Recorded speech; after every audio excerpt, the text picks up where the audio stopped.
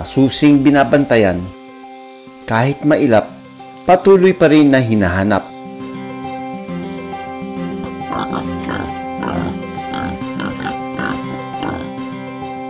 Wow!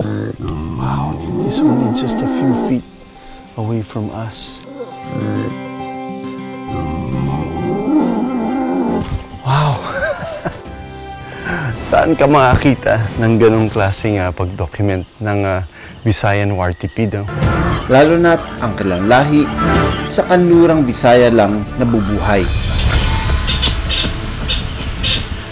Ang Visayan Tarik-Tik Hornbill, Negros Bleeding Heart, Visayan Spotted Deer, Rufous-Headed Hornbill, at Visayan Wartipig. Sila ang itinuturing the Negros Big Five.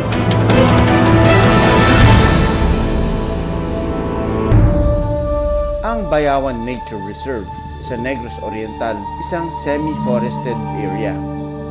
Dito inaaral at sinusubukang paramihin ng Grupong Talarak Foundation, isang non-government organization na nangangalaga sa mga wild animals sa Visayas. Lalo na ang mga critically endangered na hayop, kabilang na ang Negros Big Five. Ito yung pinaka-sanctuary ngayon ng mga endangered species natin dito sa Negros, ano? And i-introduce ko sa inyo yung mga champions natin ng mga Negros Wildlife Endemic. 2010 nang simulan ng grupo ni Justin na pag-aralan ang Negros Big Five. Kung ikukumpara sa kilala nating itsura ng baboy, ang Visayan Wartipig ay may maitim na balimbog. Mayroon ding warts o umbok sa mukha ang lalaking Wartipig. Pero tila sineswerte ang grupo ng Talarak Foundation dahil nakunan nila ang isang pamilya ng Visayan Wartipig. Para maparami ang mga baboy at iba pang hayop, tinututukan ni Justin ang pangangalaga sa mismong tahanan ng Negros Big Five. What we did when we came over, when we took over the place, is we replanted certain areas para maging better habitat for the animals in the future. Ang malawak na observation laboratory ni Justin may lawak na 300 hektarya. So I see there are also mga enclosures pa rin. Ito yung Yes. mga pang-soft release. Yes.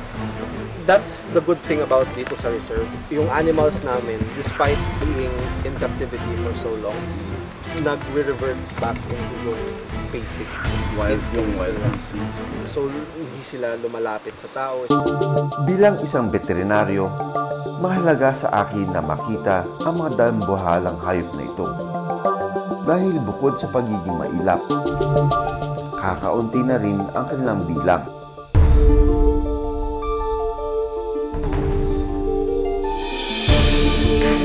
Ang dalawang Visayan Spotted Deer tila nag-aagawan sa kanilang teritoryo. Sinusuwag ang sungay sa isa't isa. Matira ang matibay.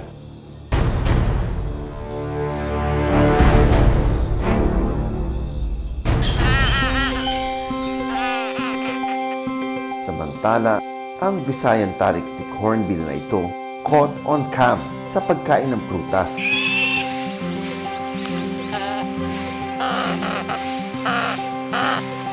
Pero mas mapapalingon ka sa ganda ng guhit nito sa tuka. Habang ang Rufous-Headed Hornbill tila sumisilip sa kamera.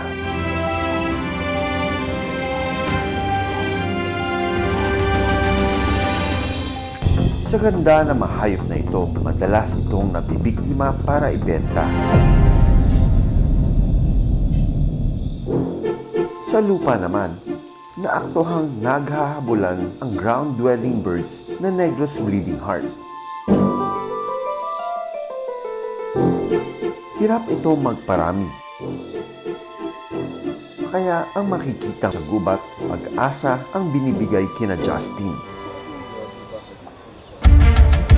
Sa aming pag-iikot sa gubat, may nakita kaming mga bakas. Wartipig ito. Opo. Ito po daw, ito yung signal na ano, tawag to warty pig. Ito yung kadalasan na ginabagay sa katawan nila. Pag nangangati sila, no? Parang ganito, pag nangangati yung likod ko, parang Tawag ginagano. pati yung mata niya ba pumipikit kasi nasasarapan. That's why trees are very important for the wildlife kasi kailangan nilang kamutin yung kanilang katawan. Susubukan naming sundan ang mga bakas. Ito po yung dog na ano, yung warty pig na Bakit siya binabangaw? Look at pati yung mga ganito, kabisado ng mga trackers natin. parang kanina lang umaga yan. Kaninang umaga lang. Tignan nyo, oh. Malambot pa nga.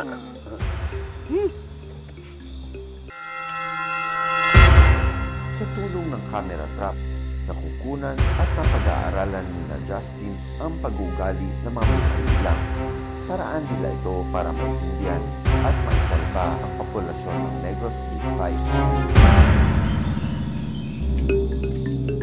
Ito ang tinatawag na feeding station.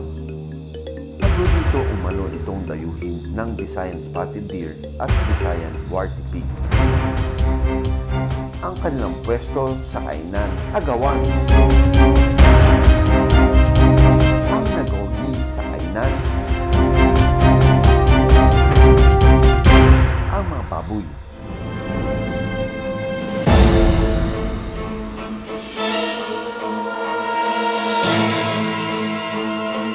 May makapal at magaspang na balibo ang Visayan Warty Pig. Kapansin-pansin rin ang kanilang matutulis na pangil. Ang lalaking Visayan Warty Pig, maporma.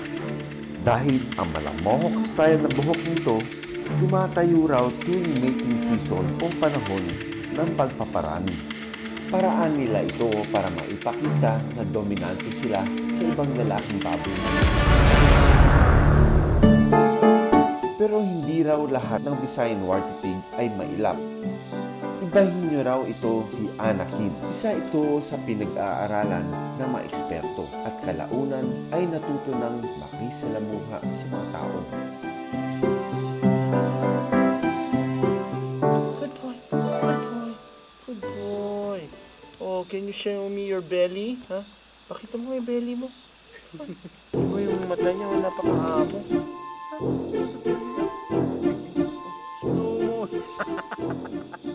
Slow motion. Here's your belly rub, huh? You like that? You like that, little boy? Dahil nocturnal o mas aktibo sa gabi ang mga Visayan Warty Pig, inaantay naming magdilim bago ituloy ang pagsunod sa mga bakas.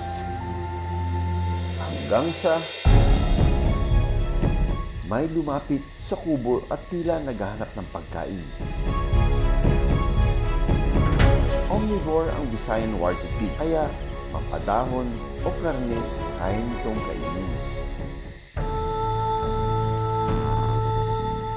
Okay, so naging relax na itong binabantayan natin. Umupo na siya doon. Ang ginawa niya is naghukay-hukay muna siya gamit yung muso niya. That's why wild boars have this long snout, is because they use it to search for food. And ayan o, he became comfortable already in that position.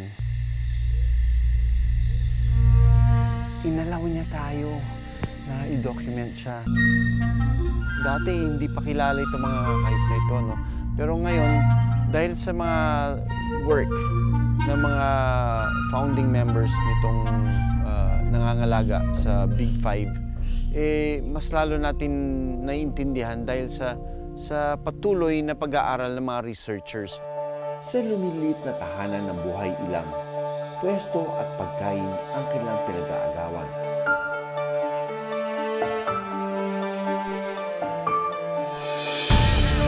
At ang pagkakaroon ng mga hayop na tinatawag na Big 5 sa isang lugar, isang indikasyon kung gaano kahalaga ang ating kagubatan. Maraming salamat sa panonood ng Born to be Wild. Para sa iba pang kwento tungkol sa ating kalikasan, mag-subscribe na sa GMA Public Affairs YouTube channel.